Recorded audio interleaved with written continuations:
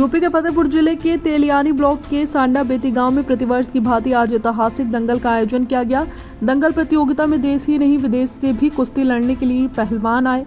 महिला पहलवानों ने भी दंगल में भाग लिया और कुश्ती लड़ी। सांडा बेती के ऐतिहासिक दंगल पिछले 100 वर्षों से लगातार होता चला आ रहा है।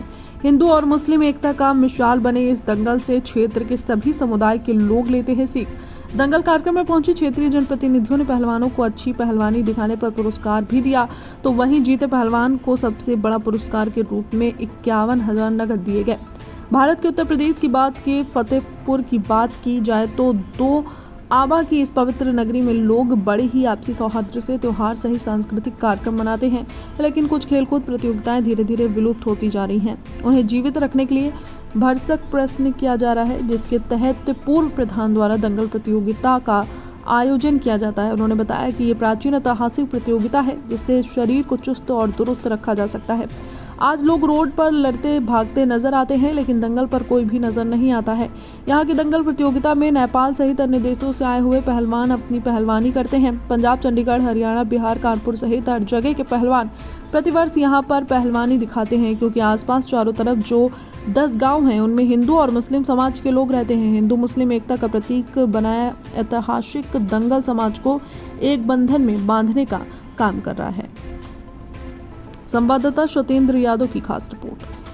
कुश्ती में रुचि लोगों की कम हो गई है, तो कोई तवज्जो नहीं दी जा रही है। इसलिए हमारे बेती सादात प्रांगण के जो हमारे रामबली और सिराजुल हसन है, बड़ी जिम्मेदारी के साथ ये दंगल करवाते हैं। लोगों में रुचि होती है और अपारो अपार की भीड़ होती है। बहुत अच्छा लगता है यहाँ पे, और लातादाद यहाँ पे दुकानें भी आती हैं। लोग बहुत खरीद फरोख्त करते हैं। एक मेला का रूप होता है ये जो बेती सादात का दंगल है। बड़ा प्रसिद्ध, बड़ा मशहूर दंगल है। यहाँ पे वर्षों से ये दंगल चल रहा है। ये लगभग हमारे जो पूर्वज बताते हैं, लगभग 100 साल से ये दंगल यहाँ पर बराबर होता आया है और होता रहेगा भविष्य में। कहाँ से लोग आते हैं यहाँ? देश और प्रदेश के कोने कोने से बड़े बड़े पहलवान आते हैं, और महिला पहलवान भी आती हैं, और देश विदेश के भी पहलवान आते हैं। बहुत अच्छा कुश्ती लड़ते हैं, बहुत अच्छा प्रदर्शन करते हैं, बहुत अच्छा लगता है। यहाँ के युवाओं को क्या मैसेज देंगे? क्या कुश्ती प्रतियोगिता में भाग लेना चाहिए?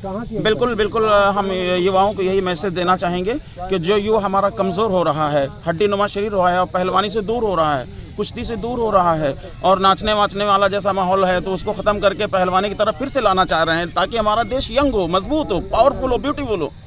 और आप लोग आए हमारे यहाँ, इसके लिए हम बहुत बहुत धन्यवाद, आभार व्यक्त करते हैं। आपका क्या नाम है? रईस अहमद बरौरा, फतेहपुर का निवासी हूँ मैं। हमारी कमेटी है, ग्राम पंचायत की तरफ से।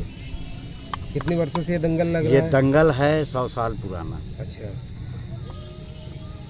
किस और तरीके से? 50 साल से मैं खुद इस दंगल से जुड़ा हुआ, मैं खुद ही देखता हूँ और हमारे सहयोगी सब हैं वो देखते हैं। किस तरीके से दंगल लगवाया गया? दंगल शुरुआत में चंदा करते थे और जनता से, और सन 2015 से मैं प्रधान हुआ यहाँ।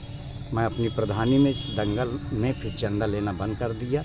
मैं अपने क्षेत्रीय विधायक और जितने मेरे ब्लॉक के प्रधान थे, मेरे सहयोगी, सबसे मैंने कुछ करके चंदा ले करके इस दंगल को फ्री करवा दिया। दंगल लगवाने का उद्देश्य क्या है वैसे? दंगल लगवाने का उद्देश्य ये है कि हमारा हिंदू मुसलमान भाइयों के बीच में अच्छा व्यवहार बना रहे, किसी तरीके का वो न हो, सब लोग खुशी से रहें। और ये होता रहा है, कभी हमारे गांव के दंगल को लेकर के किसी प्रकार का तनाव नहीं हुआ। कुश्ती प्रतियोगिता है ये जी। कुश्ती प्रतियोगिता में कहाँ से यहाँ पर पहलवान आते हैं? यहाँ पहलवान तो आ गए हैं पूरे हिंदुस्तान से, जिसमें राजस्थान है, जम्मू कश्मीर है, और अपना उत्तर प्रदेश के तमाम जिलों से पहलवान आ गए हैं, राजस्थान से आ गए हैं। आज कितने पहलवानों ने यहाँ पर पहलवानी दिखाई? यहाँ पर पहलवान 30 से 35 पहलवान आ चुके। कोई महिला पहलवान? महिला पहलवान भी 2 थी। कौन कौन सी? एक कानपुर की पहलवान थी और एक आई थी नेपाल से।